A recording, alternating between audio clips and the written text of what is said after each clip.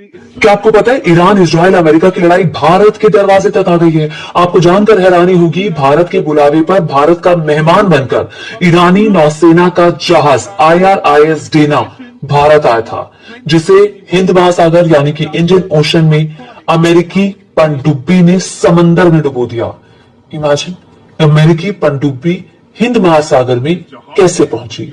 क्या इसके बारे में भारत को कोई जानकारी हाथ नहीं लगी थी? वो भी हिंद महासागर, जहां पर भारत का दबदबा कहा जाता है, भारत का वर्चस्व कहा जाता है। ये सबसे बड़ा सवाल खड़ा होता है। अब मैं आपको तस्वीरें दिखाती हूँ। 19 फरवरी की ये तस्वीरें हैं। 19 फरवरी को IRIS डेना की एक टुकड़ी ने मार्च भी किया था, वो भी विशाखापट्टनम में, चूंकि अलग अलग देशों की फ्लीट्स यहां पर मौजूद थी। भारतीय नौसेना के बुलावे पर ईरान की तरफ से अपने इस युद्धपोत को भेजा गया था। ये भी यहां पर आया था। ये कोई युद्ध लड़ने नहीं आया था, बल्कि इंटरनेशनल फ्लीट रिव्यू 2026 मिलान में हिस्सा लेने आया था। जब ये भारत से वापस जा रहा था, श्रीलंका के नजदीक था, तभी टॉर्पीडो से अमेरिका हमला करता है। हिंद महासागर में हमला किया जाता है। इसमें 180 नौसेना के जवान थे, जिसमें से कहा जा रहा है कि बहुत सारे लापता हैं। लगभग 32 से 35 जवानों को श्रीलंका की नौसेना ने बचा लिया। अब उनका इलाज चल रहा है।